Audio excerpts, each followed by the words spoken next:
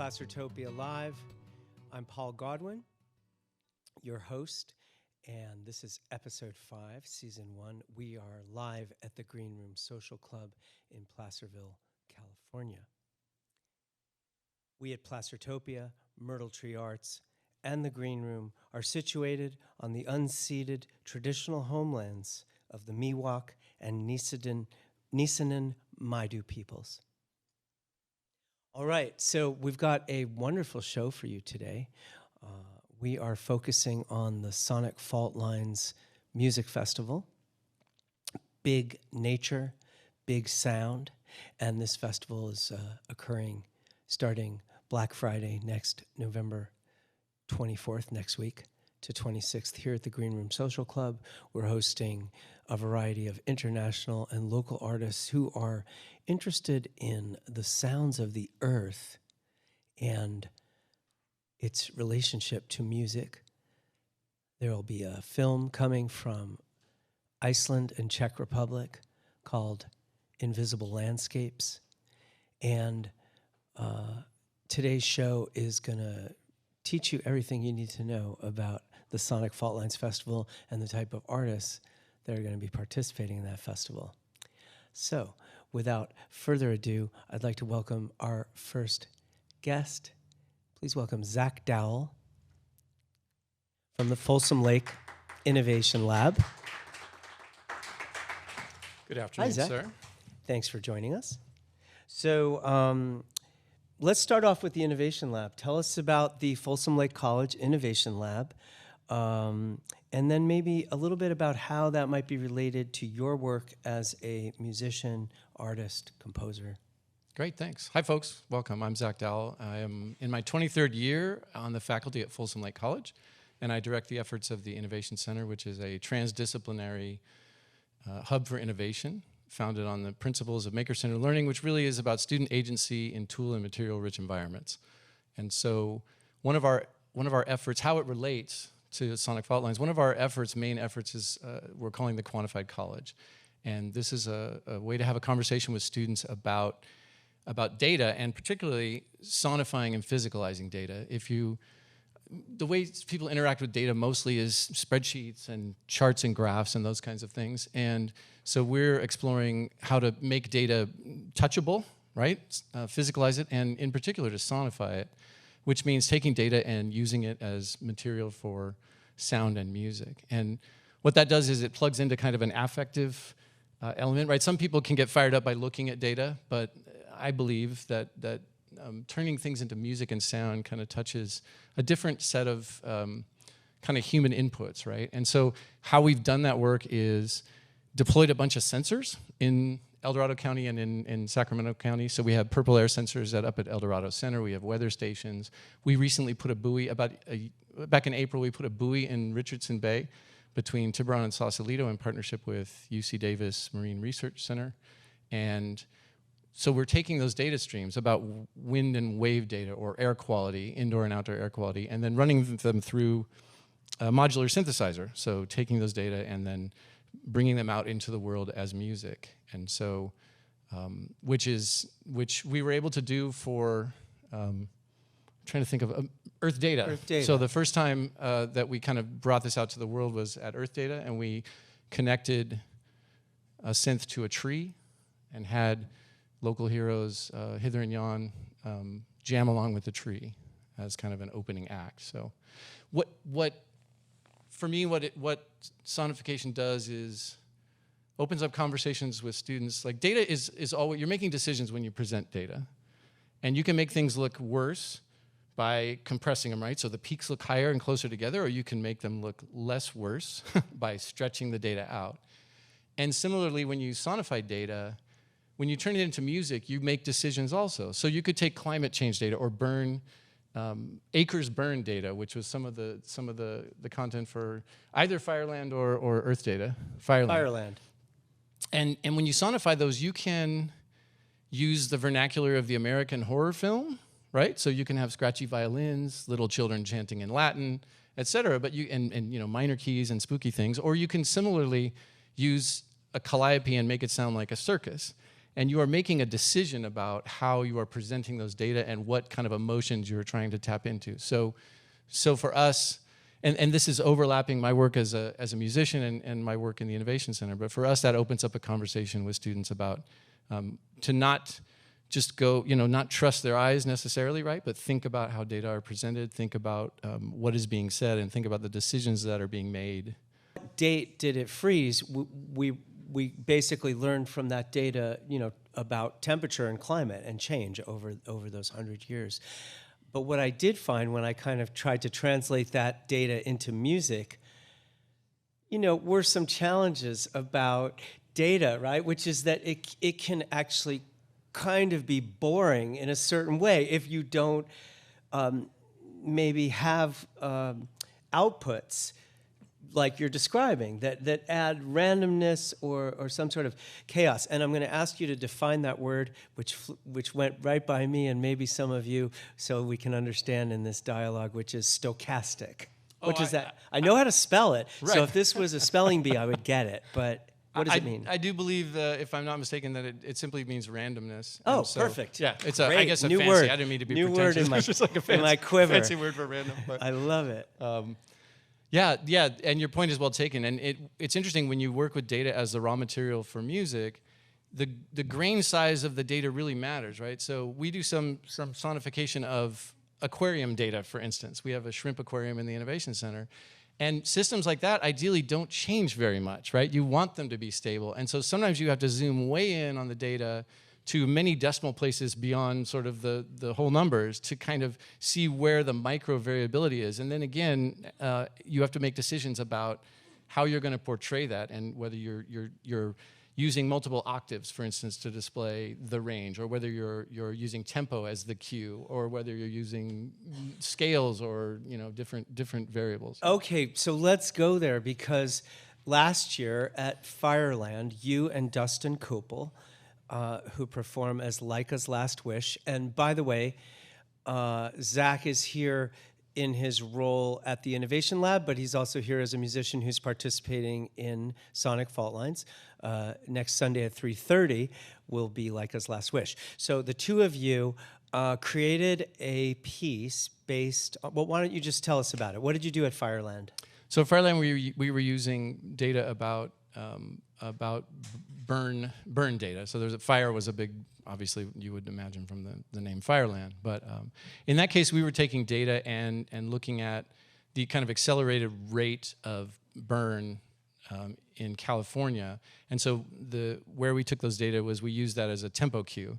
So if you can imagine that fires happened, acres burned happened at this particular tempo over time, and that tempo has gone up essentially. And so by the end of the piece, we were kind of at a manic tempo because of the way that fire in California has been over the past. I can't remember when it started getting real terrible, but it's been terrible for a lot of years. So in that case, we were using that cue. And Earth data, the best part from my perspective is I got to meet Dustin, who is both a generous and a scarily talented musician. And so I say generous because he's really willing to go there. And when we get together to prepare, for instance, the set we're upcoming, we really just explore and experiment. And we have some really interesting things planned for the upcoming festival. The data are interesting. Well, you've just segued to our last question, and that's it. What do you have planned? So I went to see, maybe the same week or the week before, I went and saw the Bernie Krause thing, right? So the Great Animal Orchestra, and read his book. And it was blown away. So if you haven't, I don't know if it's still there, but I think it's gone. So that's Bernie Krause, the Great Animal Orchestra, and it was an exhibit at the Exploratorium in San Francisco. And he is a pioneer in field recording, nature recording, and he was a synthesizer player for 70s bands like The Doors, for example, he recorded with, and then he left rock and roll and began recording nature only. And he's now well in his 80s, I think. So. And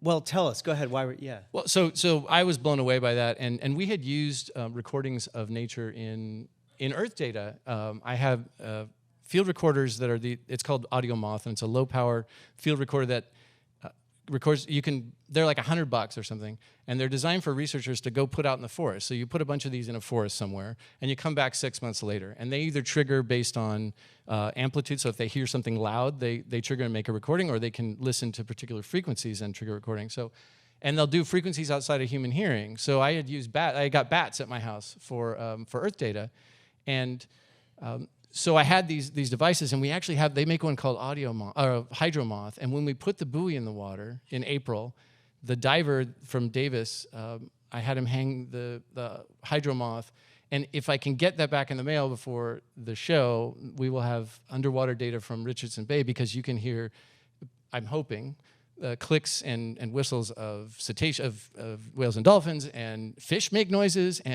or boat propellers or whatever. So I don't know what's on there, but what we do have, so we started thinking about what cues can we get from nature. So we did some recording up in Georgetown where I live, and then I thought, I happen to know folks in my ed tech networks kind of around the world, and so a friend of mine, Brian, was in Nairobi, or is in Nairobi, and I wrote to him and I said, hey, can you record night sounds from Nairobi and send them to me? And I just got some from some colleagues in Canada. They're, I think, Welland, Ontario, or somewhere near, what's the big waterfall?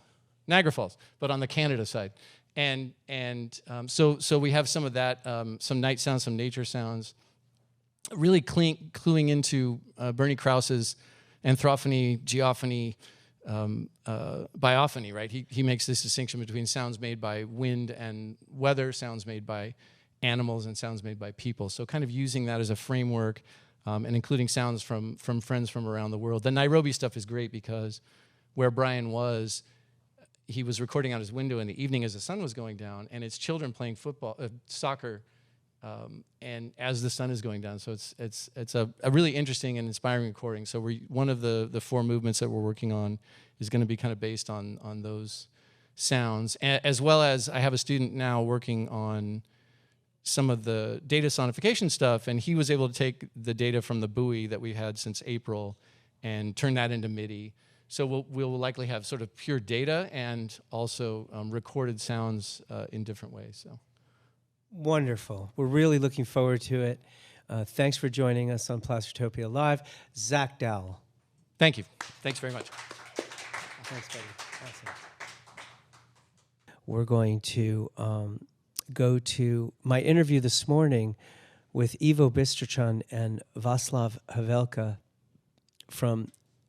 Ivo is the filmmaker of Invisible Landscapes, which we'll show here at Sonic Fault Lines next Saturday at 7. There will also be a Q&A with the filmmakers.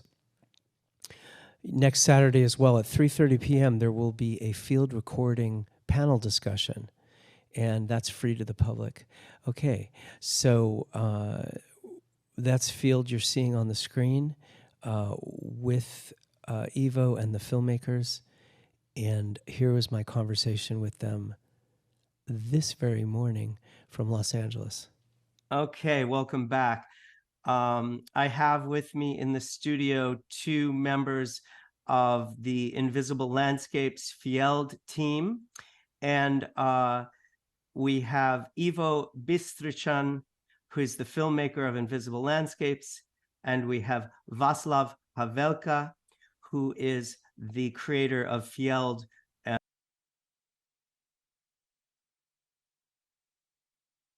the creator of the album Future Landscapes.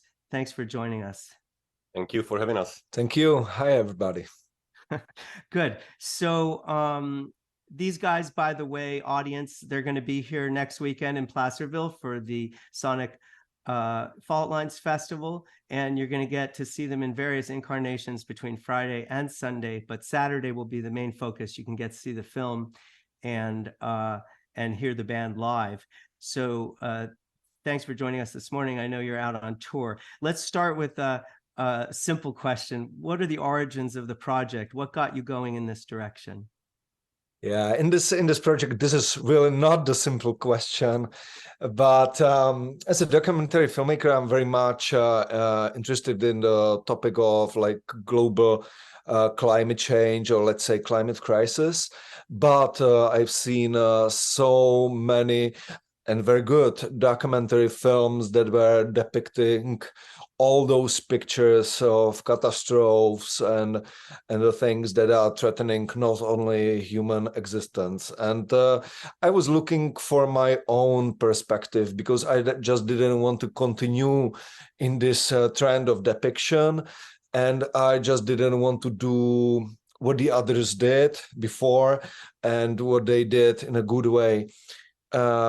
And once it came to my mind that there is one very unknown element, which is the sound, that we are all the time very emphasizing those pictures and the views of what's happening.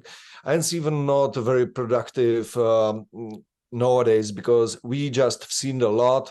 We are kind of bored of this, and we simply got used to. So no matter what we see, um, it doesn't have very much impact or big impact on us.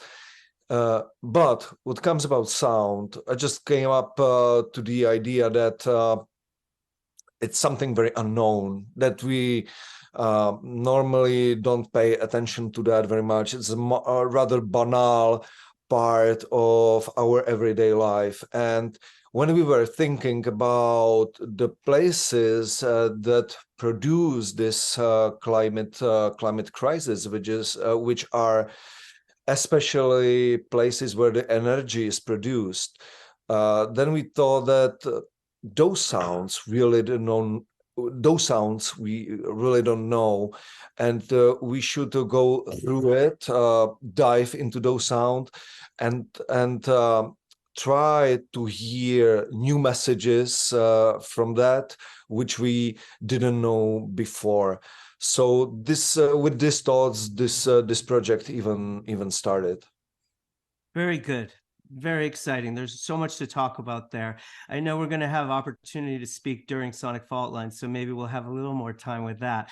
But for I the hope for moment, that. yeah, how did Václav get involved, and how does, I know there were some field recordists, and then all of a sudden there's music and a band. How did that happen?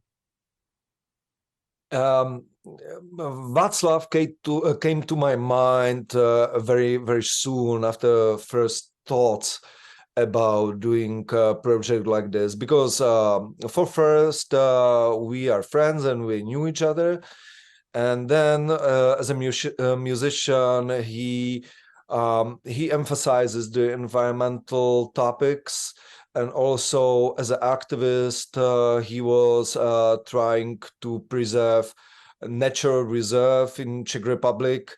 He was working on this preservation for years with the other bands, and so he quickly came to my mind, and then it just went farther.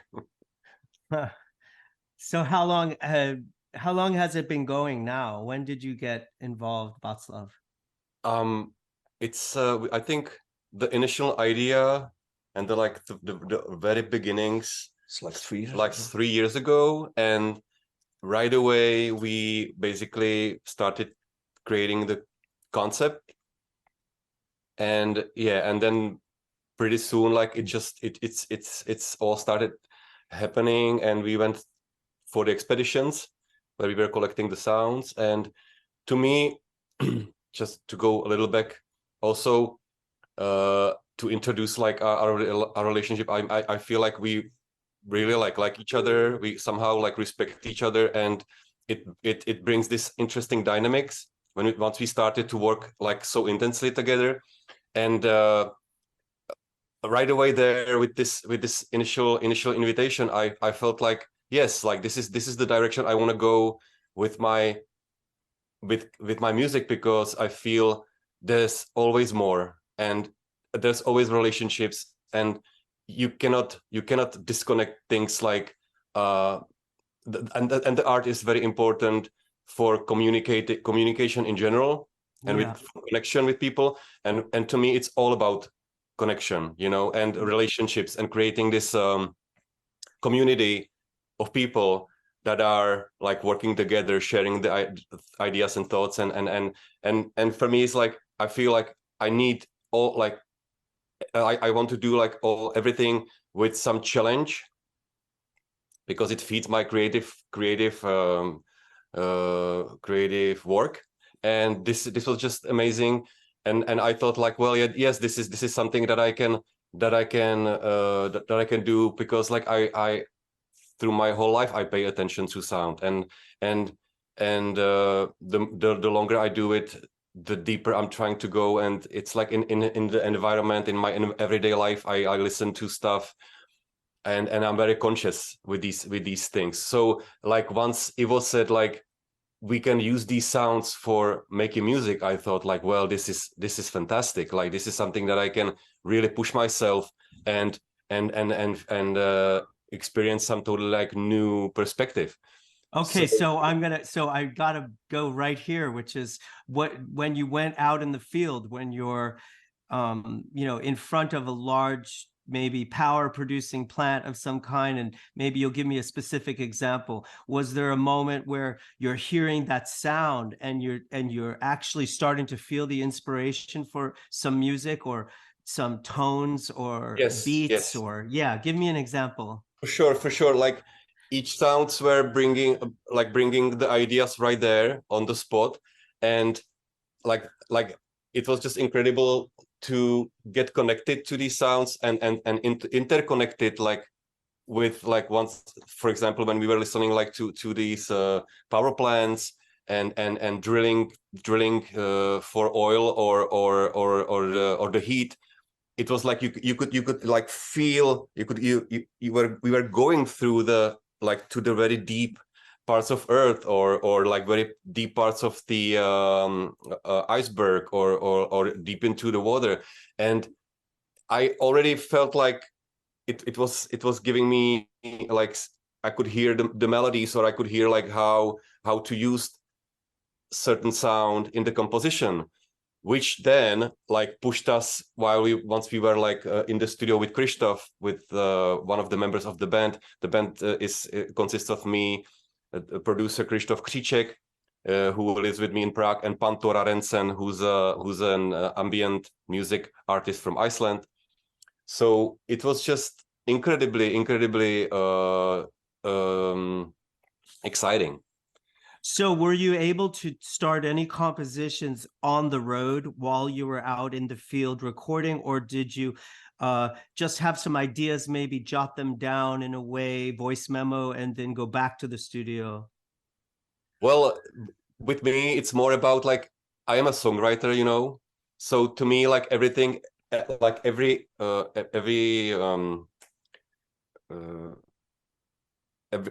idea I have, I think about it on the songwriting level, when like, so I grab my guitar, or I make notes all the time for words. So that's my approach. I'm not in that field of like producing and like right away, right there, having ideas how to use like certain sounds. So to me, it's more about like working with with a guitar, or like something where I can like these feelings like bring to this like use those feelings for the music. Oh, yeah, very good. I'm trying to, yeah, I'm going there with you. I'm kind of picturing how what we think of in songwriting, emotional, or life or relationship issues that might influence songs. I'm trying to imagine, well, I'm hearing the sound of power plants or earth drilling, and that's creating another kind of emotion. Yeah, something like that. Yes, Okay. that's So, my yeah. approach. Or Okay. yeah. Was each composition on the record Future Landscapes, was each one individually influenced by one of the field locations, or? Yes, that was the concept. Basically, what we did is like we did 2 expeditions in the Czech Republic and Iceland. We chose those countries for their difference in the environment. It like for the contrast. And in each country, we visited 4 places, which were in industrial and in natural sites. And each location and the song, like each song represents certain location. And so it represents it with sounds we used for the compositions and also lyrically. Because one of the very important parts of our team was a philosopher Lukáš Likavčan, who traveled with us, and he was like pushing our thinking to the understanding or the perspectives of like what was going on or what is going on in the world. And we were using his notes, sometimes more, sometimes less, for the lyrics of the songs. And in each location, we used like a specialists for field recording technique, which in Czech Republic, it was a Portuguese artist and sound designer Sara Pinheiro. And in Iceland, it's a field recordist Magnus Bergson. But I'm maybe like jumping all the way. No, it's okay. It's okay. So we have only a few more minutes, but there's 2 things I want to ask then. This one's going to be difficult, but anyway, I am curious about the difference between Czech Republic and Iceland and their approaches to those things. If there's a small version of that you can give us. Yeah, it's kind of a tough question, but it's really important. Those countries, they contrast very much what comes about CO2 production per head per year. Like the Czech Republic is a traditional coal mining and coal burning country. And Iceland runs on geothermal power and hydropower, which is very different. It's not producing almost no CO2, let's say. But there are another problems connected with those technologies. It's not maybe CO2, but there are another problems connected with that. And this is the way that was very important for us, like not to romanticize any kind of technology as being like saving the humankind and other kinds which inhabit the planet, and to show all those infrastructures and technologies as producing certain risks and sometimes very like unknown or full of unintended consequences. So we took country which is like in this way like dirty and full of coal and dust and smoke, and the country that seems to be very green, but in fact it's not green at all, and it's full of problems that go from the technologies they're using. So it was very interesting because of multi-layered contrast between those countries, and therefore they were chosen. And it was also the role of the philosopher Lukáš Likavčan, who was like key person of this sonic expedition, because he was to provoke, like to not let us romanticize of the nature, that like nature is good and artificial is bad, or Iceland is nice green and Czech Republic is dirty. He was always provoking us to go beyond these usual ways of thinking, which we have the inclination to. Yeah, because this is the way how we approach. We see the nature and tree. We say, "Oh, this is nice and neat, and this is good." And we see the factory and said, "This is bad. We should destroy all the factories and all those power plants, and we should go back to nature, which is a shit." Right? Yeah, naive. Yeah. Yeah. So okay, thank you, Ivo. It's I felt that my first interest in the project when it was presented to me came in through the podcast. Which, if I'm correct, is futurelandscapes.cz. Right. Yeah. And okay, good. And I'm going to put that in the show notes for this program. So those of you that want to explore a little farther the ideas that are being discussed here, I think they're very well represented in that podcast. And it really created a lot of interest for us to invite you. And Thank you. Yeah, so that's really great. And so let's just wrap it up with you guys are on tour. You've been in Chicago, Washington, D.C., Asheville, I think Stanford, Los Angeles. How has the project being received in the USA? And maybe combine it with telling us why you wanted to bring it to the USA. Yeah, it's so interesting. I mean to meet the audience here. It's a variety of places. We play and screen in art museums. Then it was like a Metropolitan Club. Then it is a pub outskirts. Then it's a school. So it's a very very various audience. And it's really interesting, like the ways people think about the problems we are trying to depict, and about the ways how we are trying to approach the reality and inspire the others, like to go to listen things around you, because this sound, it's a very strong element. It's very emotional, because it's like physical element, and it influences your body, it influences your soul in very strong ways. And I think if we pay attention and give the time to listen to the sounds deeply, it might bring us a much bigger understanding of what is around us and how we are connected to the world.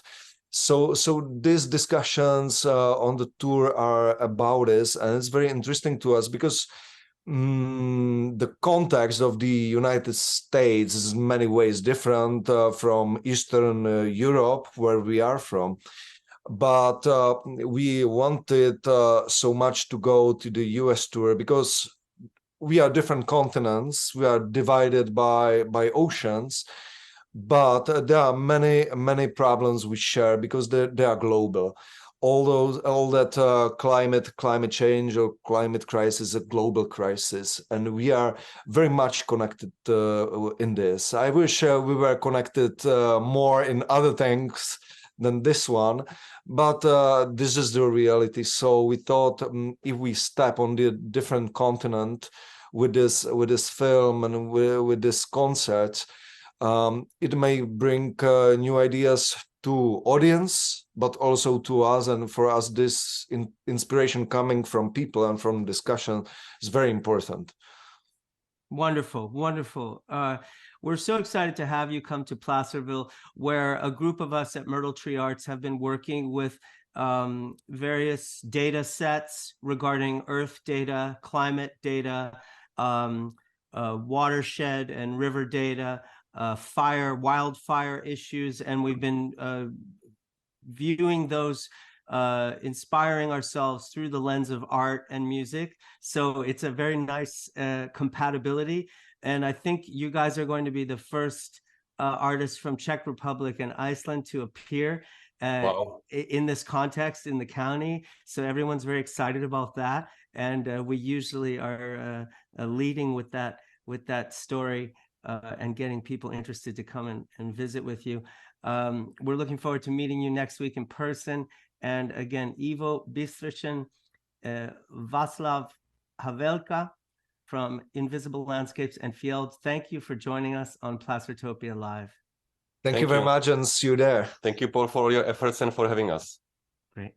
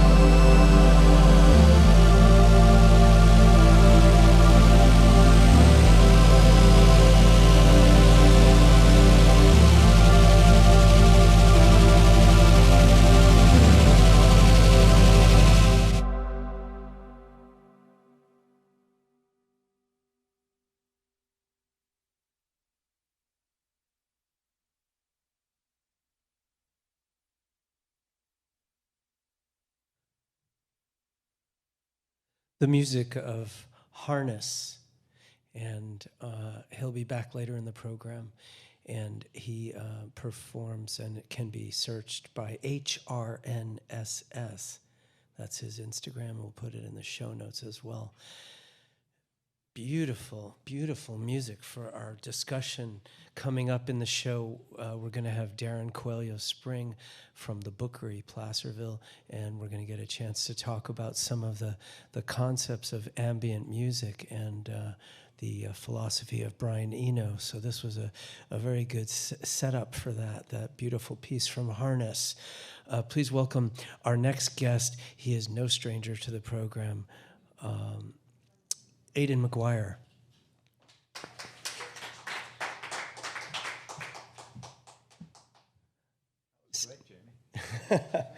So monitors are just a little loud here, Doug. I think we get a little bit of Hi, everybody. feedback. Yes, a little bit loud. Yeah, Aidan. How are you? Good. How are you? Good. Aidan comes on the program and tells us about cool outdoor adventures you can have in El Dorado County and surrounding areas. And I think today is going to be just a little different, but definitely on the topic of outdoors. What do you got? Well, what I wanted to talk about is the new exhibit that is going to be opening on Thursday the 16th, which is this Thursday, at 6 o'clock at the Switchboard Art Gallery on Main Street, 525 Main Street. And the exhibit is called Sending It, Climb El Dorado. So a little backdrop on this.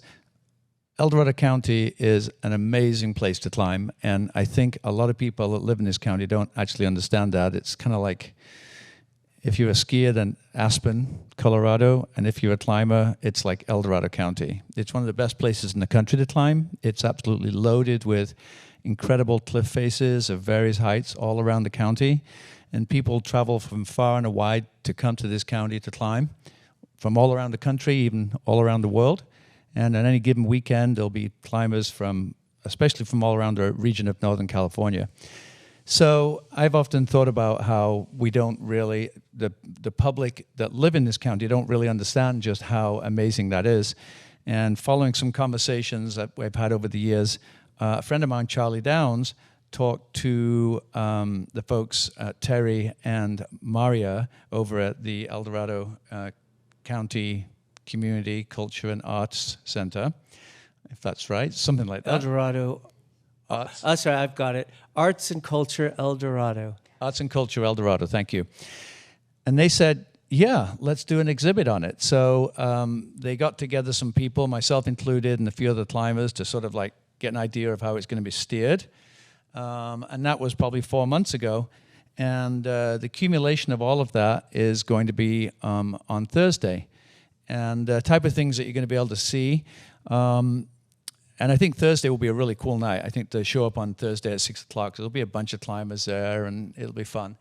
There's an exhibit as soon as you walk in that a friend, mainly him, I've been doing a little bit of work with it, but it's basically a series of rocks that are freestanding, or actually they're mounted, and they've been brought together to form cracks because climbers often use cracks, and then they often use nuts and camming devices and pitons to put in these cracks to afford protection as you're climbing, moving upwards.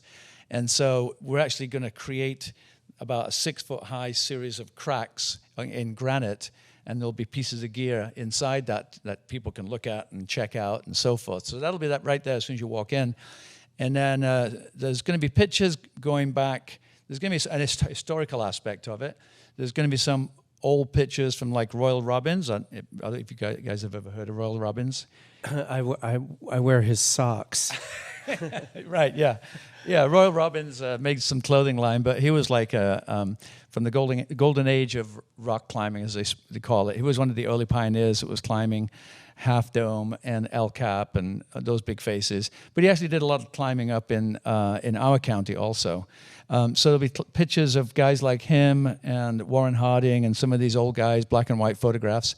We're going to have, and then we'll be sort of moving forward with different types of pictures, all the way up to pictures just taken a couple of weeks ago. I've got a couple of pictures that are going to be end up being in the exhibit, and then There's pictures of men, women, adults, children, all kinds of different people climbing. Like one of my favorite pictures is actually, I think she's about 11-year-old climbing a route called Corrugation Corner at Lover's Leap, and it's just an amazing photograph as she's 400 or 500 feet off the ground and just lunging sort of at the camera onto this edge, and she's just like 11-year-old kid. It's amazing, super cool photograph. There's going to be things like one of the things that myself and my friend Joel and Daniel, Gavin's husband, we taught Daniel into going, and Gavin into going up to Lover's Leap with their drone and shooting a whole series of photographs, and then Daniel stitched them all together to make this big panorama of Lover's Leap, which is in Strawberry, one of our biggest rock faces, probably almost 1,000 feet tall, from the stream bed to the top, and maybe half or 3/4 of a mile long. And that's kind of a mecca for climbing. And what we did is then we sat there using Adobe Illustrator and figured out where every single route that goes up Lover's Leap, and then used like these fuchsia dotted little ant lines, and it shows like 105 different climbing routes, and they're all named and indicated on there. There'll be gear showing sort of the progress of like these old-fashioned kind of climbing boots and old-fashioned pitons, which nobody really uses anymore, all the way through to gear that was used in the 60s, 70s, 80s, 90s, and then all the way through to the modern stuff that looks like just some sort of aeronautical engineering things, these amazing camming devices that will go in places. And then there's some artistic sort of representations. Oh, and then there's also going to be a video. They hired a videographer, like a really professional videographer, I guess, who'd done BBC documentaries apparently, and several of us went in for half an hour, and then he's going to edit that and have a continuous loop. And I heard a couple of them were really good. I don't think mine's very good. I'm probably pretty boring. I think you're a good interview. He asked. I said I'll probably have to be careful not to use the F-bomb, and he said, "Why not? Everybody's saying that. The F-bomb's fine." I'm like, "Okay, well, F yeah, then let's go." So mine will probably have a few F-bombs, but maybe edited out. I don't know. Well, it all sounds super exciting, and I know we're planning to be there. And we had Terry Lamonchek on last month from Arts and Culture, and we've also had Charlie Downs on, who you mentioned, and so this sounds just terrific. Before we finish up with you today, though, and since we're on the topic of rock climbing, I know you are personally responsible for some first ascents here in the county. I'd like you to tell us real quick about that, but also you mentioned El Cap and Half Dome, and someone else, our first interview, mentioned Alex Honnold this morning, and I understand you actually toured Alex Honnold of some of our local climbs at one point. So anything about all that? Yeah, well, back when Alex was just a wee slip of a lad, he climbed with us a couple of times. I took him out to an area, Wrights Lake, which is an area that I've done a lot of route development. And we set him on a couple of hard lines out there, including one that was a 513 that's really, really, really hard. And he got it like second try, which is like, wow, okay, that's pretty impressive. Putting up routes is something, meaning that if you at a climbing area, if you can see a passageway up the rock face that nobody's actually thought about and nobody's climbed before, then you can potentially say, well, you know what, I think we can put a route up that's going to start there and work its way up and go through that crack and over that roof and up to that point, and maybe it'll have a second pitch where the route keeps going. And you get to put that route up, and it usually involves a lot of hard labor. There's a lot of cleaning that needs to go on to try to figure out, perhaps there's sometimes lichen or dirt or whatever.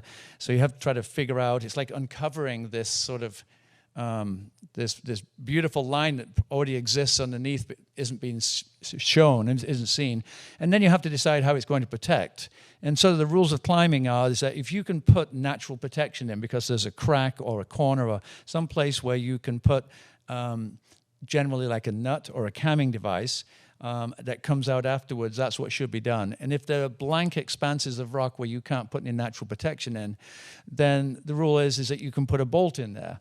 And how many bolts you put in depends on you. And once you've done the climb, then the rule is nobody can come back and just like add bolts to it arbitrarily. You also get to name the climb, and you also get to say how hard the climb is. So it's kind of like, it's kind of cool, right? Because I've done all of these routes, and they're there forevermore. In 50 years from now, people will look in the guidebook and they're like, huh, what's this route? Annabella Donna, which was named after my daughter Annabelle. And they're like, 12A? Okay. And they can look at it and give it a go and go, that guy's a sandbagger. He always undergrades the routes, which is kind of my reputation. Wait, you have a reputation for undergrading. Explain. Yeah, well, because meaning that people get on and they're like, this route's actually harder than he said Harder it than what is. he said. Yeah, because you never want people, you don't want to put a route up and then people go, oh, 11C, it's not that bad. He's probably not a very good climber because it's not that hard. So, you usually undergrade too, just so.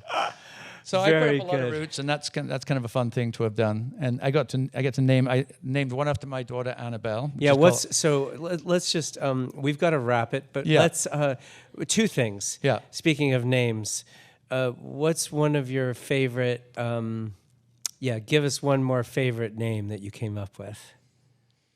One of my favorite names for a climb is nothing to do with my kids, but there's an amazing feature in rocks, like a dike, right? It's a quartz intrusive dike that runs right up the straight vertically up a spire, and it's really a beautiful feature that you can see in certain light. And so, because it's a beautiful dike, I called the name Lesbian Love. Okay. Which I checked Very with my good. lesbian friend, and I said, "Do you think is this offensive?" And she's like, "Hell no, that's great." Okay. So Very lesbian good. love, yeah. And then last thing on the naming about sending it. That's the name of the art show at Yeah. Arts and Culture El Dorado Switchboard Gallery.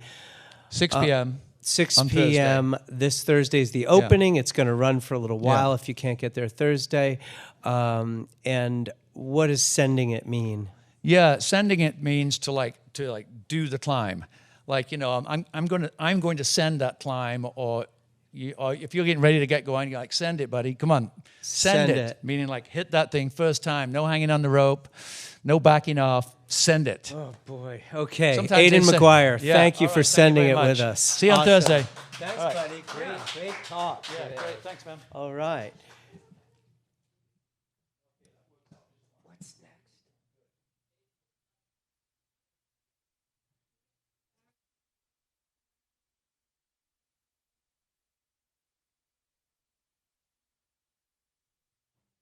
Okay. These are our two regular segments so far. So, welcome back to the show from the Bookery, Placerville, Darren Coelho Spring. Hey. Hiya. Hi. I've been instructed to make sure my guests use the microphone within a Oh, close hello. proximity. Yeah, Yes. good. So we can hear them. Okay. And good. And so I tasked you with sharing a couple of books that hopefully we could even buy at the Bookery that are on the topic of ambient, environmental, or nature ideas in music. What do you got? Okay. I got two books by two music producers. One is Brian Eno's diary from the 1990s, A Year with Swollen Appendices. And this was recently republished. And then also a new book by Rick Rubin, The Creative Act, A Way of Being. He's not known for ambient music. Actually, he's produced so much music, but I don't think there's anything you could really categorize as ambient. Okay. I But- mean, I would say almost the work he did with Johnny Cash, certainly compared to the previous work with Johnny Cash, had Okay. elements of I mean, it has a good ambience in it, and it's atmosphere. atmospheric, Yeah. at least we can agree. That's a stretch, but yeah, no. no, it was atmospheric. Yeah. But what is interesting is that, I mean, the whole book is kind of like a spirit. It's almost like a spiritual book about how to interact with creativity, how to draw it into your being. So, which I feel like is very apt for ambient music, which is kind of interesting. They're all almost kind of opposites. Like Rick Rubin's, I think he's a Buddhist, I'm guessing. And he has a very spiritual approach, whereas Brian Eno is an atheist, he has to be. And he has a scientific approach, I would say. I could almost see them kind of like, you know, not making fun of each other, but, you know, think Brian Eno might think that Rick Rubin's full of kind of quasi-spiritual mumbo-jumbo, and he might think Brian Eno is too scientific. Interesting. But they would never say well, that. let's They judge would for never say that. ourselves Yeah. because I think you've also offered to read us a little bit I found two from each version. Yeah, good. We can judge for ourselves. Yes. So I'll read a little bit from. I found two cool portions, but I'll read this one from Rick Rubin. It's called "The Unseen." It's an early chapter in the book, and it's just about a page and a half. Is that good? Yeah. Okay. Sure. So, the unseen. By conventional definition, the purpose of art is to create physical and digital artifacts, to fill shelves with pottery, books, and records. Though artists generally aren't aware of it, that end of work is a byproduct of a greater desire. We aren't creating to produce or sell material products. The art of creation is an attempt to enter a mysterious realm, a longing to transcend. What we create allows us to share glimpses of an inner landscape, or that is one that is beyond our understanding. Art is our portal to the unseen world. Without the spiritual component, the artist works with a crucial disadvantage. See, that's maybe where Brian, might, I don't know. To clarify, the artist works with a crucial disadvantage. Without the spiritual component, the artist works with a crucial disadvantage. So, I mean, sometimes Brian Eno has, and another thing is I brought some oblique strategies. And so some of the strategies are distinctly to disassociate yourself with a sort of spiritual desire when making music, to cut yourself off from it. So to clarify, oblique strategies are, as I understand it, a kind of deck of cards that Eno developed with Byron Geisen, I think. And they are, they're like prompts. Like if you're a creative writer, you're used to the idea of a prompt. What would be an example of a writing prompt? Well, I would say an aphorism. What? It's like an aphorism, almost like a philosophical cue. A cue. And so the oblique strategies is a deck of cards for any type of creator who might want to get triggered into moving in a certain direction, right? Yeah. So actually, while we're on it, could you share one with us? Yeah, 'Cause I've never been able to afford them. I know, They're I've never bought they're one. hundreds of dollars to buy this deck. Yeah, on there is an eBay. app. I think it's like $1 for the app. Oh, okay, perfect. But I write my own out. And it actually is kind of cool. You can treat it like an oracle deck, shuffle it around. And sometimes it's actually pretty astonishing what you might come up with. So we're gonna pull out an oblique strategy right now. And this one just says water. So, and it's pretty interesting. Brian Eno really is interesting. It could mean just like make sure you're hydrating yourself, go get a glass of water, take a second. Or it could be a whole way you could try to be thinking like water for your approach to working with other people, path of least resistance, or for the atmosphere of the material you're working with, whether it's a song or a visual piece. It could, you could use it for that too. Or you could even get a hydrophone from you could record the water. David Rothenberg and record the water. Or the fancy one that Zach Dahl mentioned, which isn't expensive, the moth, the hydro moth. And the beauty of that one, I guess, is that you can just leave it underwater for months at a time and it will gather data. But anyway, okay, so that's an oblique strategy. I'm pretty disappointed. So that's all I'll read from The Creative Act. People are going to love it. Rick Rubin is a very influential and important producer. He's he's an interesting guy where he, one thing that's interesting about him is that he was inspired by professional wrestling when he was like in the 80s, was like obsessed with it supposedly. So like he produced the Beastie Boys and their whole look and his look too. And I think even like Run DMC, because he produced Run DMC in the 80s, Yeah. was influenced, their visual look was influenced by professional wrestling, which I think is so fascinating. And now he's this big, guru. It's almost like he has like a persona in a really interesting way. And he uses that, I guess, to his, I don't want to say to his advantage, but yeah, it's well, interesting. his look is. I know if you haven't seen him since the Def Jam days, he started Def Jam Records, and he does. He looks like a cross at this point between Alan Watts and ZZ Top. Yeah. Yeah, That's a good description. yeah, cool. So that's a really good book for, a lot of people are going to love that. I don't feel like a lot of people are going to love this book, but I love this book.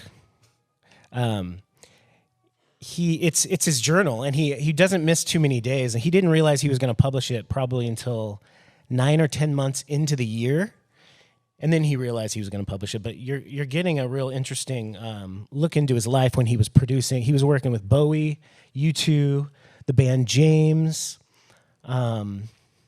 working on his own stuff. So it's really fascinating, and he's working. He includes the oblique strategies because it's been an ongoing thing since the 70s. He's constantly updating it, so it's interesting to see him use the oblique strategies and create them. How much time do we have? About a minute. Oh, 1 minute. But that's Okay. enough to read something. Well, there's just so many things to talk about because one thing that he has, I guess we'll just talk on this. I was going to read a little part on him working with Bowie, but I'll mention at the beginning of the book, it's real interesting. It's his journal from the 90s, and it was republished a few years ago. It includes this gigantic list of words and phrases that weren't around. Is stochastic there? Yeah, really. But they weren't around when he wrote the journal. And he's got this really long list of... Give us a couple of examples. Yeah, I'll give you a couple examples. Let's see. 3D printer, 4chan, 9/11, AI, Alexa, alt-right, alternative facts, Anthropocene.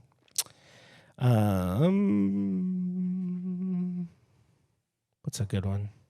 Anyways, it's just a really good introduction to your journal from 25 years earlier. Very good. And actually, that could be a writing prompt. You've just given us an example of a writing prompt, which would be you're sitting down and write, and then you'll just say AI, alt-right, Anthropocene, and then you've got to use those in a poem. That's an example of a writing prompt. Yeah, right. Darren Coelho Spring from the Bookery Placerville, thank you for joining us, being part of the discussion. Thank you, buddy. Yeah, thank you. It's great.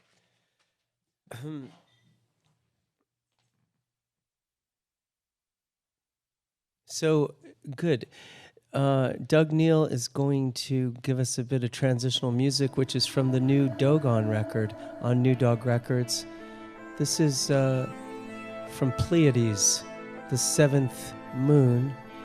And coming out of that will be my discussion this morning with Miguel Noya, who is my partner in Dogon, and we were interviewed by Amira Godwin this very morning.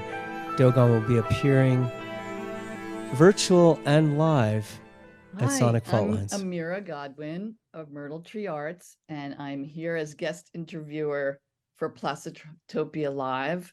I'm so excited to talk to my longtime collaborators, Venezuelan and American music duo, Miguel Noya and Paul Godwin. So I want to just start out. We've worked together for a very long time. So some things I take for granted, but people are not going to know about the type of music you do. And it really spans genre. Tell us a little bit about the way that you bring something unique to what I call ambient, but it's more than ambient. Just tell us the type of music you've been doing for 3 or 4 decades. That's a hard question. Because even though we have a big influence on ambient, progressive ambient. I did enjoy the term that New Dog Records had from the beginning, evolutionary music. I think that term implies too much. It does imply a lot, I would say. It's music with no limits. It's a visceral mix of technological ideas and search presented as pieces, I would say. I guess I would add that, we were always interested in repetitive patterns and kind of, and I don't mean loops, but I mean musical phrases that would repeat and kind of inducing trance in a way. And we also took influence from nature sounds or human impact sounds, human sounds, crowd sounds, or people talking, especially in the early work. We were sampling from radio, with voices of Japanese or Korean and Russian, and sort of like the sound of language. Those were always kind of a somewhat humorous inspiration for us musically. Yeah. Totally agree. I remember we used to, I think you brought that term post-verbal. I like that. And the idea of having, for instance, some instances of different languages rather than, different than Spanish or English. That will be fun too in some places that we have worked before. Mm-hmm. You're both putting your finger on what I really love about Dogon that's been so inspiring for me as a collage artist is that you're bringing these influences. You don't have any limitations, and you're making new forms by collaging. And a lot of your work, as Paul mentioned the word search, you're almost out there identifying what's going to work for a certain purpose, a certain mood that you're looking to create, or a message or a pattern, by searching and curating and then reformulating materials. Well, I'm going to counter that, some of the assumptions you just made, which is, I think that I personally was very influenced by Dada, and I'm kind of, there's a chaos to what we're finding. And like, for me, chaos is much more important than searching or having any preconceived notion of what I'm looking for.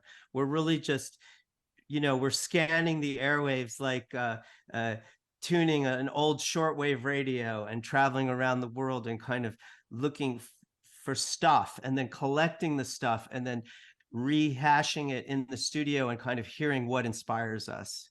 Yeah, that's interesting. I will add the fact that that in that influence take us into the metaphor of poetry, with a sense of poetry with nonsense, and rather more like implying new states of emotional influences or results coming out of the music or the sound that is being heard. In that sense, the fact that we're using repetitive patterns to create trance or hypnotics is kind of like an internal coincidence we have on the word trance, to induce trance. But we get in the trance first.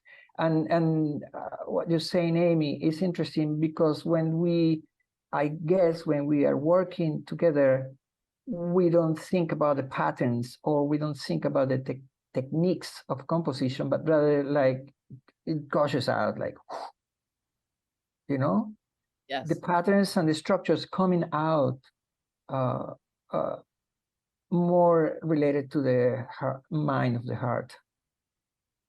That's what I do love about your work and working with you. There's a mystery, the unknown, and it's always expressing, I think, a cosmology. Underneath it is your ideas of where the mind can go, or where the planet can go, or where the human race has been before it was on this planet, or a lot of you're examining ideas a lot with sound. Is that correct? Yeah, Oh. I would agree with that. And so while our first release in 1996, Not Done Justa, is very much in this kind of humorous verbal sound environment kind of world, it starts to point towards a little bit of the post-terrestrial or extraterrestrial influences of space music, and also our own interest in, reaching out to the galaxy or that kind of thing. So the Sirius Expeditions is our follow-up in 1997, and then just this month we've released our 7th studio album, Pleiades. And so Pleiades is also obviously a reference to the Seven Sisters cluster, and I think the music reflects also for us, there's always been a kind of expansiveness, a kind of open feeling. I think, tried to evoke the feeling of the cosmos in a certain way. I don't know, Miguel, thoughts? Yeah, I agree with that, and I will add that in my personal feeling and thinking is that as it goes out, it goes in. Is that we relate both the space traveling physically, but also we relate that with the shamanic idea of that we're looking outside, but also we can look inside, and we reach to really far cosmic spaces in both directions. In that sense, the nature of the structure of sound as an environment, it could be of help for going in both directions. Sound is unique, and music as well, for reaching the idea of reaching out to the stars. And okay. In a way, you're really trying to physically do that through the technology and the composition. Mm-hmm. You're also reaching into nature, like the structure of nature, mm-hmm. with the types of sounds and compositions. Is mm-hmm. there are these two at play with the new album Pleiades that's just come out? Do you want to talk about how that duality is in there? Oh, you go That's first. A tough one. That's a good one.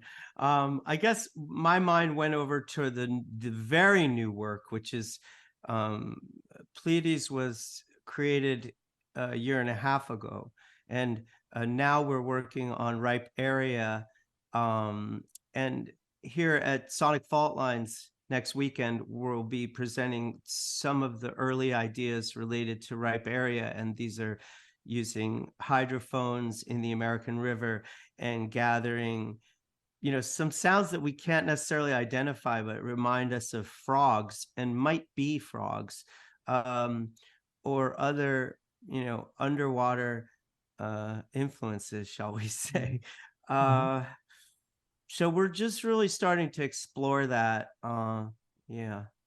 Well, Sonic, from what I know about the composition of Sonic Fault Lines, there's a lot of different artists. Some are using, post-rock and electronic, and others literally nature sounds like you all, and the type of music that you do that is cosmic, that's maybe, influenced by the readings you've done of Shikasta and things from 30 plus years ago that were so influential. So how does working literally with nature now, literally a microphone in the river, how is that inspiring you?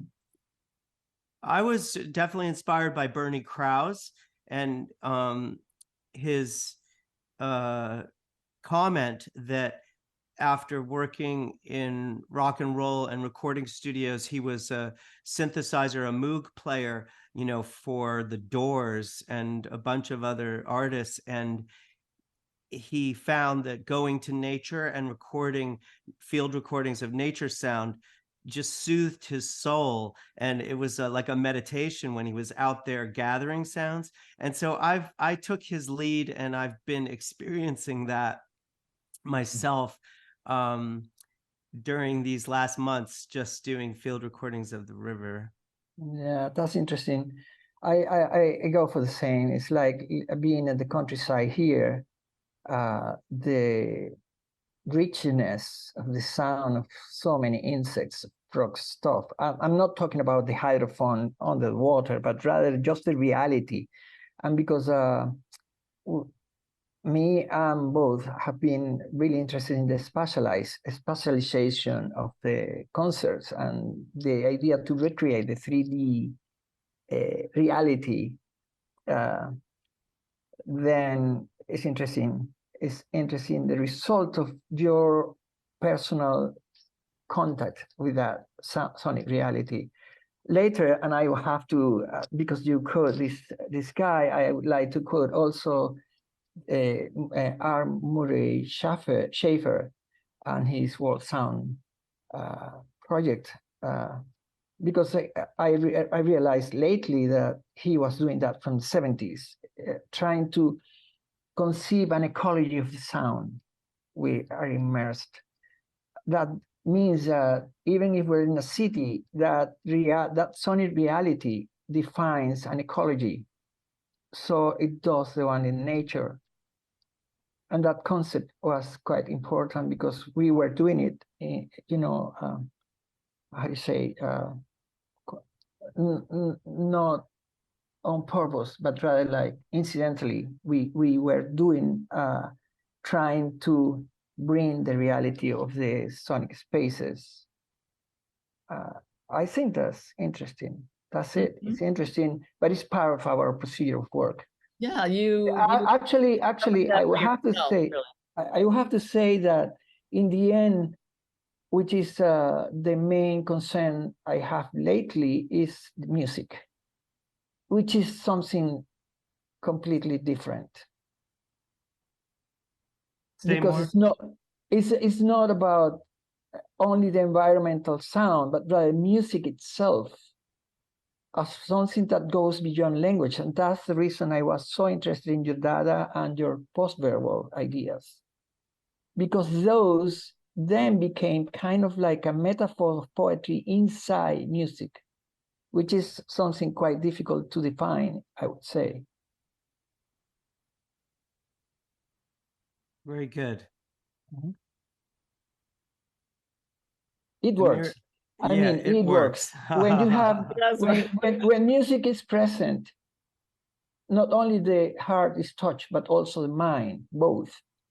The reality is touched in such a way that you can impress reality as a holographic memory easier.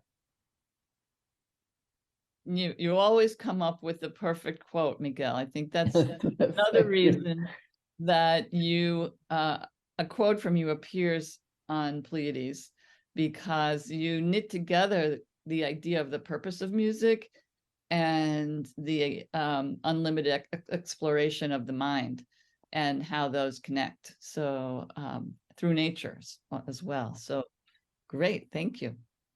You're very welcome. Thank you. And So, then don't forget, we're meeting again live.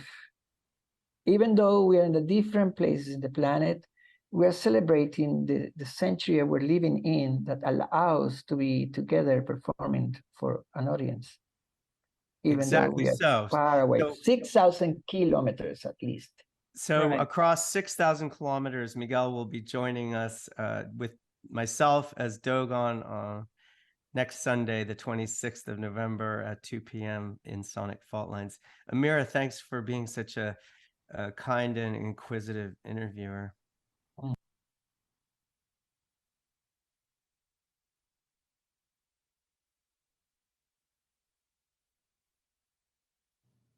Our interview earlier this morning with Miguel Noya of Venezuela and myself and Amira Godwin.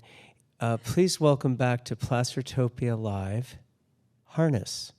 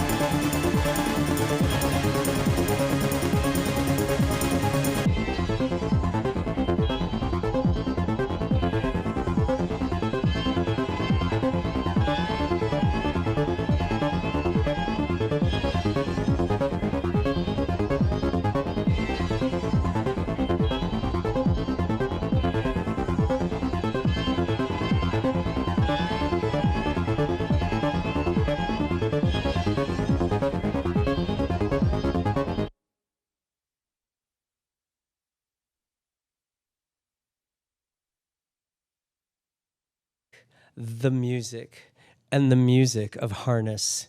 And while Harness will not be appearing this year at Sonic Fault Lines, I've just negotiated his appearance at the second Sonic Fault Lines a year from now. So we can look forward to seeing him between then and now. Thanks for coming on the show. So this is our last bit segment, and this is our hop-up segment. And we have a hop-up guest going to jump up on the microphone and tell us about something that we don't already know about. Introduce yourself and tell us what you've got. Sure, you saw me not long ago. I'm Amira Godwin of Myrtle Tree Arts, and I am contributing to Sonic Fault Lines with visual art that's going to be installed just today and opening officially Saturday for third Saturday Art Walk. I have some prints that are going to be hung here, and there's a concurrent show that syncs up with Aiden's Sending It talk about climbing, and I'll have some prints there as well, because some of them depict major rock faces. I turn rock faces into mandalas and work with a landscape in collage and just construct imaginary landscapes. So encourage people to come on out and experience that as well at Sonic Fault Lines. Excellent. Where's the concurrent show that you mentioned? Placerville Public Library in the lobby. Okay, terrific. Amira Godwin, thank you so much. And that's our show for today. We really appreciate your joining us, those that were here live and those on Facebook today and also on YouTube. We want to thank our production crew. We had associate producer Rena Wakefield, working behind the scenes. We had a line producer with Amira Godwin, and our technical director was Doug Neal.